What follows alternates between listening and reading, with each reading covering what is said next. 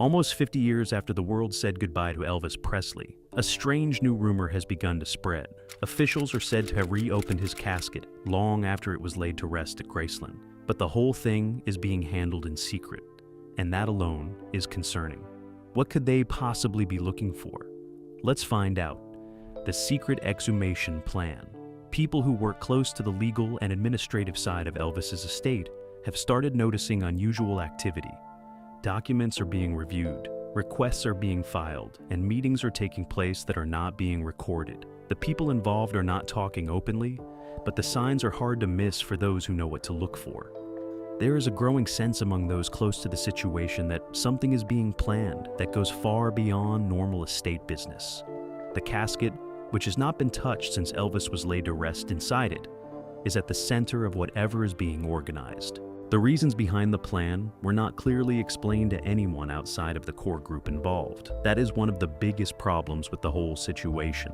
When something this serious is being arranged, and the people arranging it refuse to explain themselves to the public, it creates a vacuum. And that vacuum fills up very quickly with fear, suspicion, and anger. Fans of Elvis are some of the most devoted people in the world. They have kept his memory alive for nearly 50 years. Learning that someone is planning to disturb that grave without any clear and honest reason hits them in a very deep spot. The legal world surrounding Elvis Presley's estate has never been simple. Since his passing, there have been disputes, claims, and complicated arrangements that have played out over many years. The estate is worth an enormous amount of money, and where there is a lot of money, there are always people who want a piece of it. Some of those claims have been dealt with, while others have dragged on for years. It is within this messy and complicated legal landscape that the current plan seems to have been born. Something in the legal machinery has created a situation where reopening the casket is being treated as a necessary step. Once word got out that officials were making plans to reopen Elvis Presley's casket, the pressure to explain those plans became impossible to ignore. The story had already moved beyond the small circle of people who were supposed to keep it quiet. It was spreading, growing, and picking up heat with every passing hour. People were demanding answers, and eventually, the people behind the plan had no choice but to step forward and offer some kind of explanation. What they said did not satisfy many people, but it did begin to paint a picture of how something this serious could have been set in motion in the first place. According to the officials, the decision to reopen the casket was connected to an ongoing dispute tied to Elvis Presley's estate. The estate of Elvis Presley is one of the most valuable and most complicated in entertainment history. It generates millions of dollars every year through music rights, licensing deals, merchandise, and the continued operation of Graceland as a tourism destination. Managing all of that money and all of those rights has never been easy, and over the years, the legal structure surrounding the estate has gone through significant changes and challenges. At the center of the current situation is a claim that had been working its way through legal channels for some time before any of it became public. The nature of the claim required a form of verification that could not be achieved through documents or records alone. The claim was serious, and the legal stakes were high enough that the people overseeing the estate felt they had no other option. In their view, the only way to fully resolve the matter was to go to the source. That meant going to the meditation garden, and that meant making arrangements to open Elvis Presley's casket. The type of verification needed involved biological material.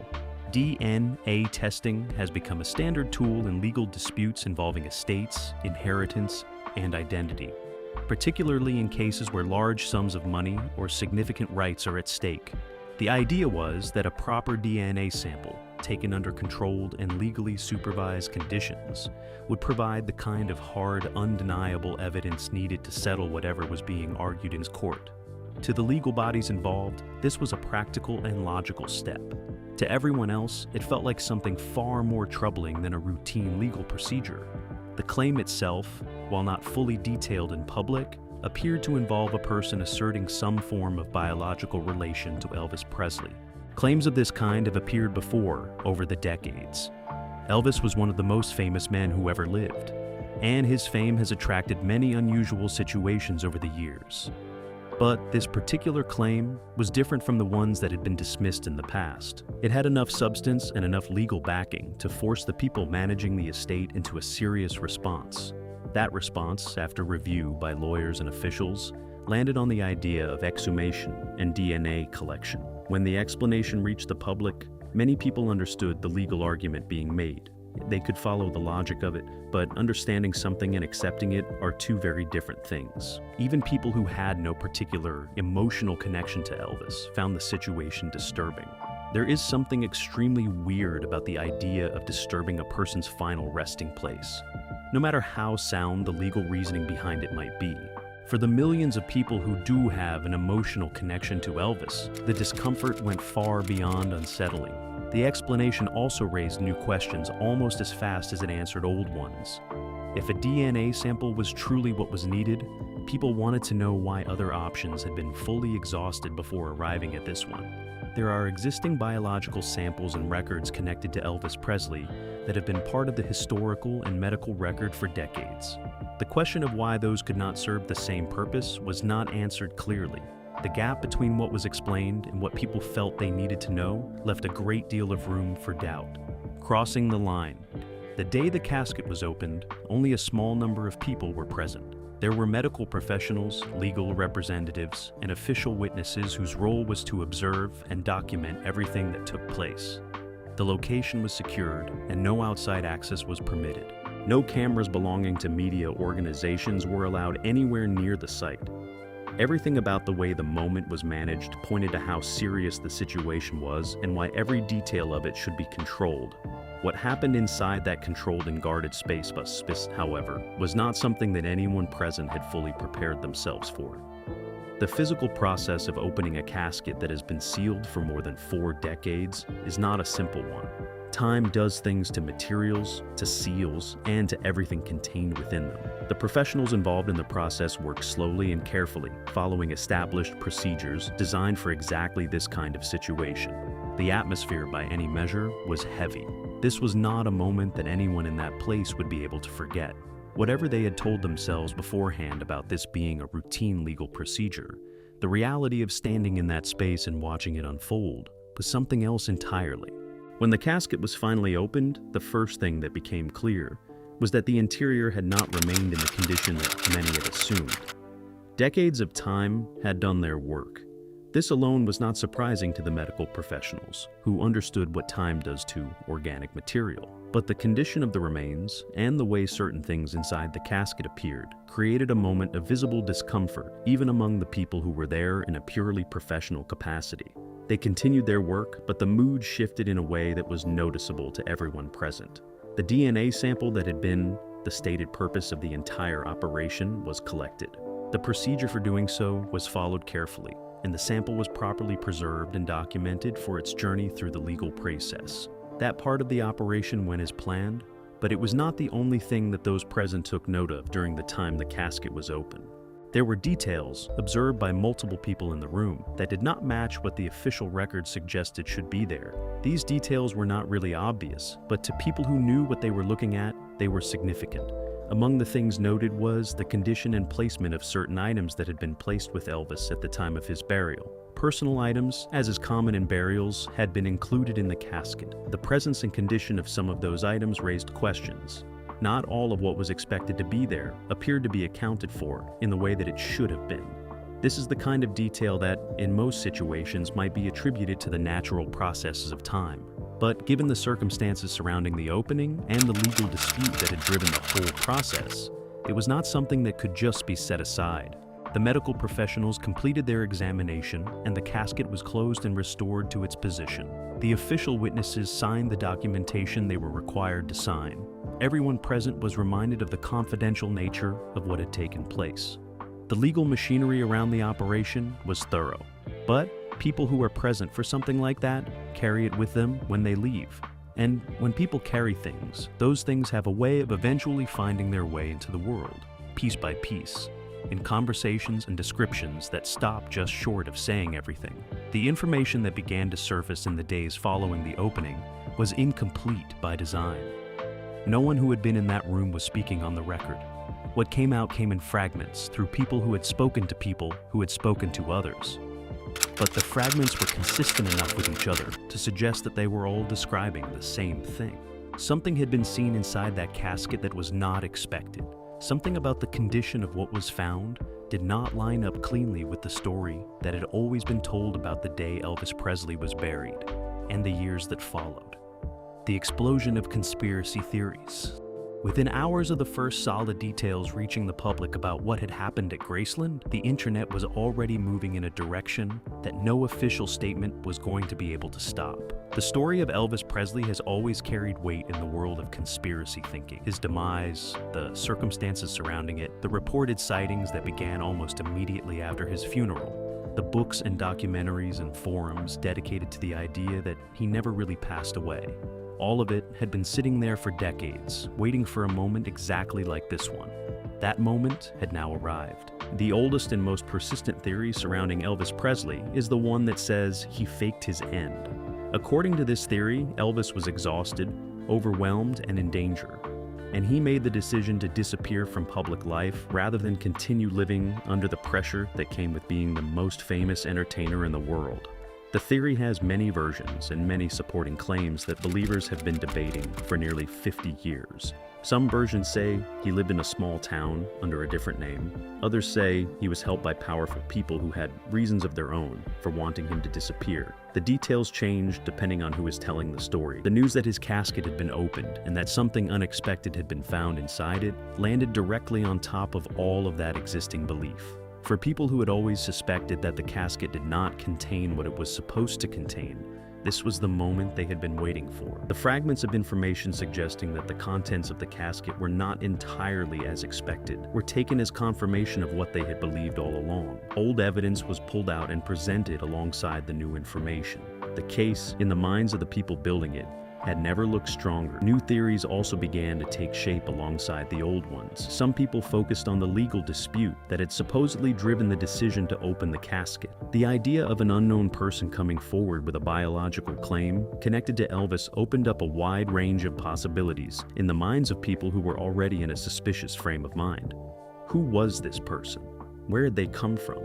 Why now, after all this time? The lack of public information about the identity and nature of the claimant made it easy for people to fill in the blanks with their own ideas. And the ideas that circulated were dramatic. Some of the theories being built online drew connections between the current situation and events from Elvis's life that had always seemed slightly mysterious to devoted fans. His complicated relationship with the management structures around him, the people who had controlled various aspects of his career and finances, and the circumstances of his final years were all pulled into the conversation. For people who had spent years studying every detail of his life, the current situation was not an isolated event, but the latest chapter in a story that had always had more darkness in it than the official version acknowledged. The case was not limited to people who had always been followers. Something about the combination of the casket being opened, the secrecy surrounding it, the fragments of unexpected findings, and the vague legal explanations was enough to pull in people who had never previously given much thought to the conspiracy theories. Ordinary people who heard the news found themselves reading through the theories and feeling that some of the questions being raised were not entirely unreasonable. The line between serious inquiry and conspiracy thinking is a thin one when the official version of events is full of holes. And the official version of this story had a great many holes in it. The people behind the operation had not prepared for this level of public reaction because the whole thing was supposed to be a secret. It was a situation with no clean exit, and it was getting worse by the hour. By the end of the first week after the story fully broke, the conversation had grown so large and so loud that it had moved well beyond the internet. The king of rock and roll, gone for nearly 5 decades, was somehow at the center of the biggest story in the world, and the officials who had set all of this in motion were standing in the middle of a storm they had created but could not control. The bigger problem. When the noise around the conspiracy theories began to settle into something more permanent, a different kind of conversation started to take its place. It was quieter, but in many ways it was more important. It was the conversation about what had actually been lost in all of this, not in terms of secrets or legal outcomes, but in terms of something harder to measure and far harder to restore. The decision to open Elvis Presley's casket had set off a chain of events that damaged things which had taken decades to build, and the damage was not the kind that could be repaired with a press release or a court ruling. Elvis Presley spent the last years of his life in a complicated and often painful struggle to hold on to himself in the middle of fame and pressure. Whatever the full story of those years was, the man had given the world something tangible. His music touched people in a way that went beyond entertainment. It reached something deeper in millions of human beings across generations and across cultures. The devotion that his fans felt toward him was genuine. It was the kind of connection that people carry with them for their entire lives, and it was the kind of connection that made his grave a place of genuine meaning to a very large number of people. The fans who had been making the trip to Graceland for decades were among the first to speak up. They gathered at the gates of Graceland and stood there in silence or in tears. They left flowers and notes and small objects the way people do when they are grieving something. What they were grieving was not entirely easy to name, but it had something to do with the feeling that a promise had been broken. The promise that Elvis would be allowed to rest. The promise that the place where he lay would be treated with the care and respect it deserved. That promise had been broken by people with legal authority, and the fans had no power to undo it. Meanwhile, Elvis's family had their own relationship with Graceland and with the meditation garden. The place where he rested was not just a tourist destination to them, it was personal. It was connected to grief and memory and love in the most private way imaginable. The process that led to the casket being opened had moved through legal channels, but that did not make it feel any less like a violation to the people who were closest to Elvis in life.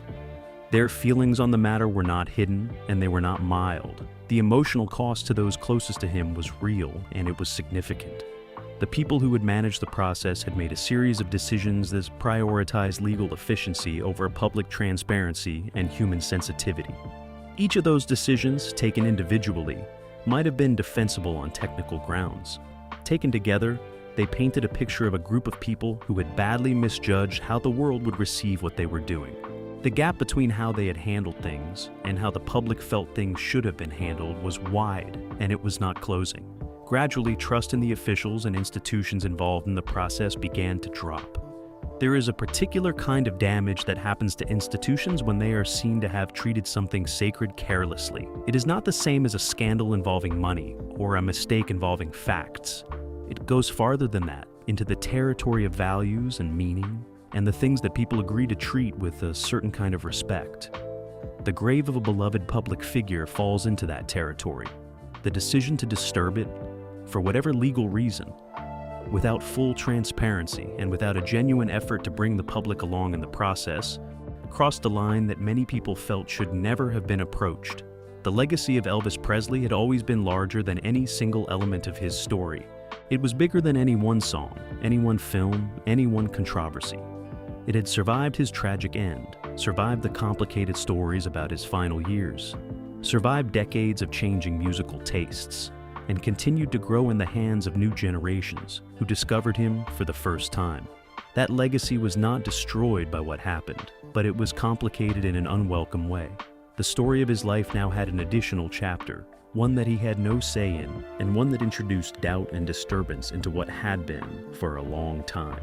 What the officials involved in this process left behind was not just a legal record and a DNA sample in an evidence bag. They left behind a changed relationship between the public and the people entrusted with managing one of the most beloved names in cultural history. They left behind fans who felt betrayed, a family that felt violated, and a global community of people who had trusted that certain things would be handled with care. Rebuilding that kind of trust takes far longer than any legal process, and there is no guarantee that it can be fully rebuilt at all. Do you think it was proper for officials to have disturbed the resting place of one of the most famous men in music history?